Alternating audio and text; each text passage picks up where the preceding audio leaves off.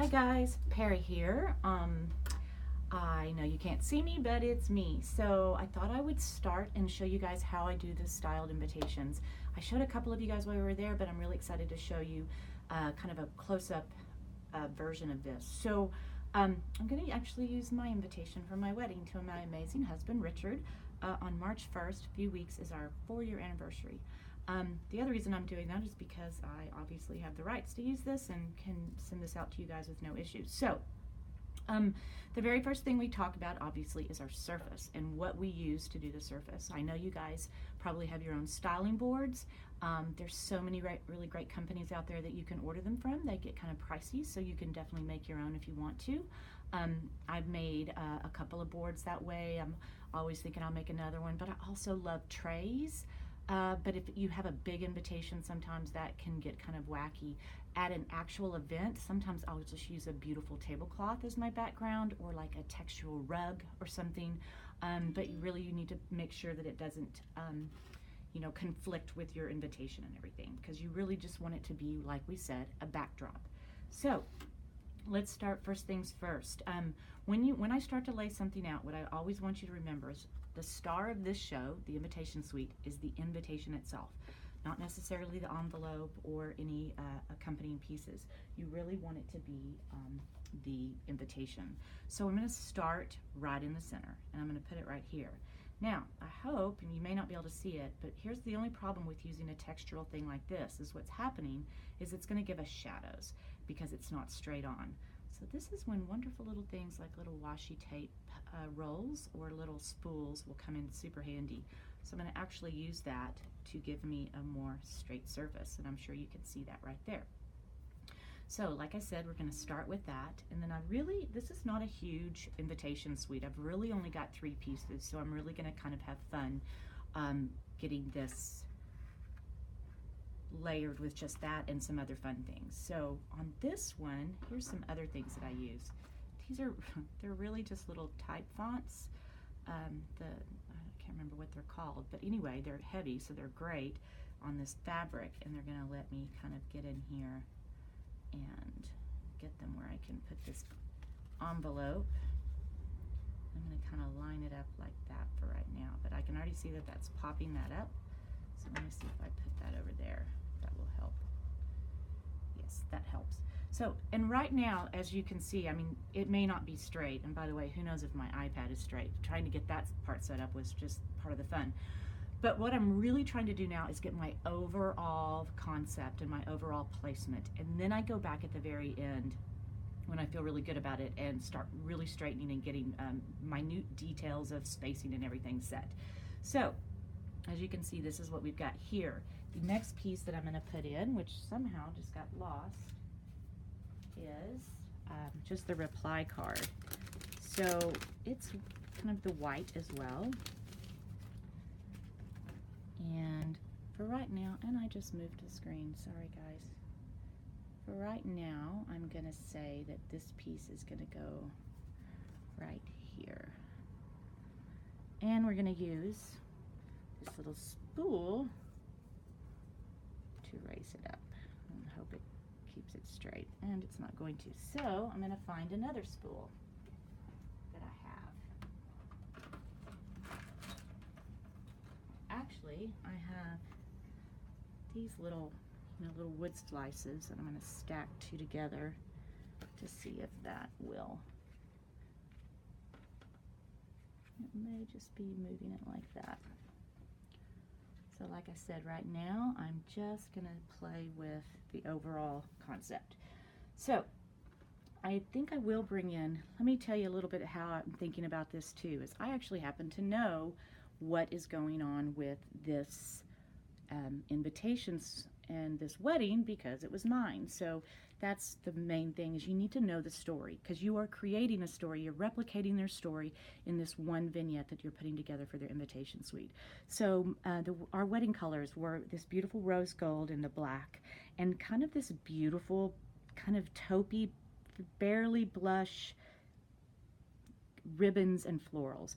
I also popped in a really rich purples and kind of a plum color in our flowers. So these are some of the flowers we'll be using. That's a hellebore, which I actually did use in my wedding. And like I said, the rose gold. Now, I love ring dishes. I'm kind of obsessed with them. I'm obsessed with that and ribbon. So this is a beautiful little ring dish. As you can see, it has glitter in it already. And these are from Tidy Clutterings, which is this wonderful little Etsy shop. And I believe in the documentation I send you, I'm going to give you links for some of the ring dishes I get, some of my ribbon, and other like styling boards and stuff, just to give you ideas. But I love this, and really, because what I'm needing to do, by the way, is really balance out this down here with something up here. Could be that I do it the other way, but for right now, we're going to start with it just like this. So this is one hydrangea bloom. It might be the biggest hydrangea bloom I've ever seen, but I love it, and I'm going to just try to layer it right in here for right now. I kind of love that it's underneath this one and on top of that one. And then I'm going to play with these rings because I don't want you to see there. I'm hoping that looks a little better. And it fell again, and I really want it to stand up. Let's see if that stays. So, the glories of flowers. So, like I said, this is that beautiful, gorgeous hellebore.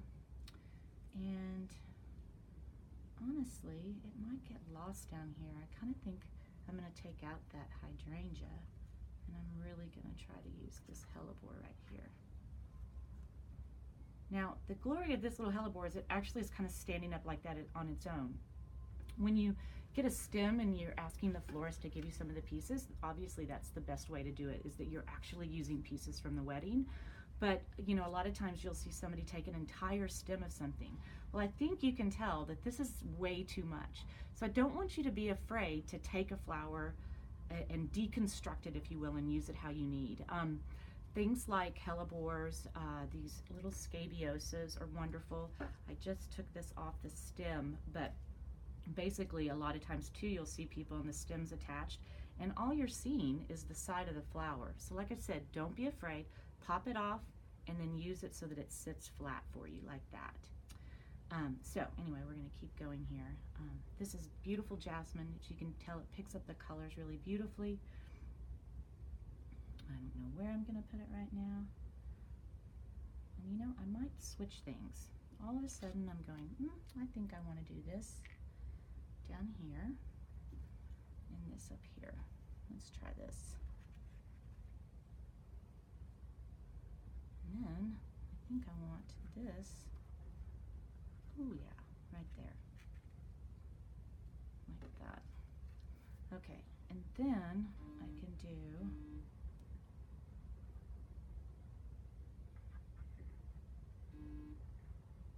that. Now, here's where I'd like to bring in a few other props. Now, I can see that I'm shadowing that right now, but we can fix that later.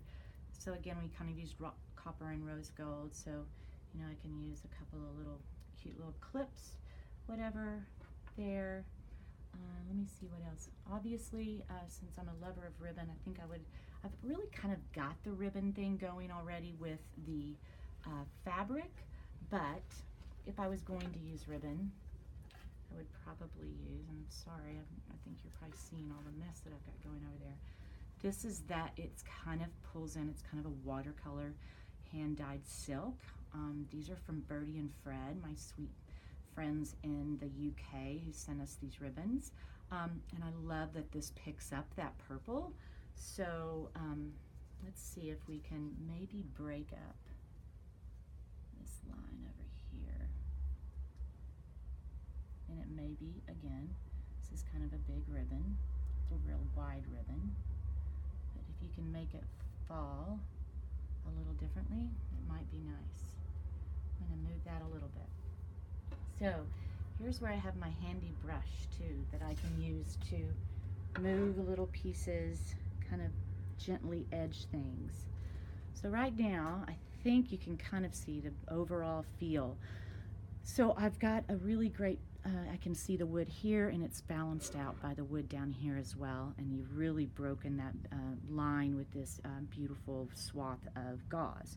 So here's where we start to get into where we straighten. Like I said, this is your beginning piece, so you're starting there. When I'm looking at it right now, it's straight. If I was having to move my camera a little bit, if I had this better, it may not look straight to you guys, but it's straight in my view. So the next thing I'm going to make sure of is that this piece is pulled right there. And I can actually use the lines on the envelope to see if it's straight. So the next thing I'm also doing is, if I have this, what looks to me to be almost an inch, maybe 3/4 of an inch space between this piece and this piece, I want the same amount of space between this piece and this piece. So I'm going to move this out. And again, right now that looks about the same. I think that piece has edged up a little bit, so, well, you can see it didn't move too much. Now the same thing with my dish. I want the same amount of space between that as I do between this dish and that, which is pretty darn good. Now I'm not sure I love that, move that little leaf so it's a little cleaner look there. So right now we've got, I'm going to straighten it for you guys better, and I think this is pretty good. I could play with it differently, definitely. You saw that I went and moved that. This is working for me better. And by the time you actually could crop this, you might not have, you know, like part of this ribbon would be gone, or you would only see that little space right there. But basically, this is how I do it.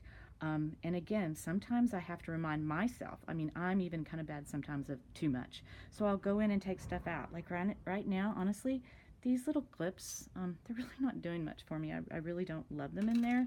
So maybe I do, oh, and I think this fell a little bit that way. Maybe I like that piece a little straighter there. Or do I like it coming out? I'll just play, and I'll take shots of as I move things.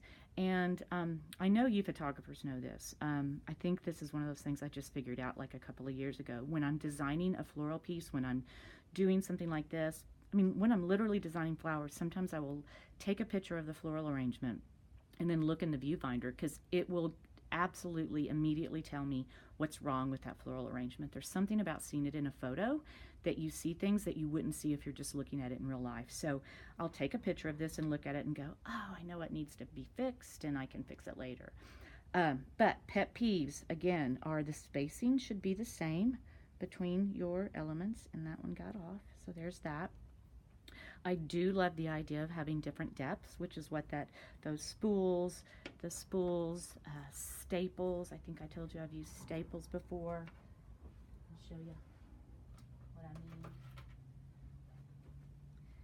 Literally, just a row of staples can bring up one piece of your elements, just up enough to kind of give it some depth. So depth, spacing, and please let them be straight. Gosh, it makes me insane to see a beautiful invitation suite and it's just not straight. And that's where, you know, you just have to kind of get on top of it and keep looking and keep messing.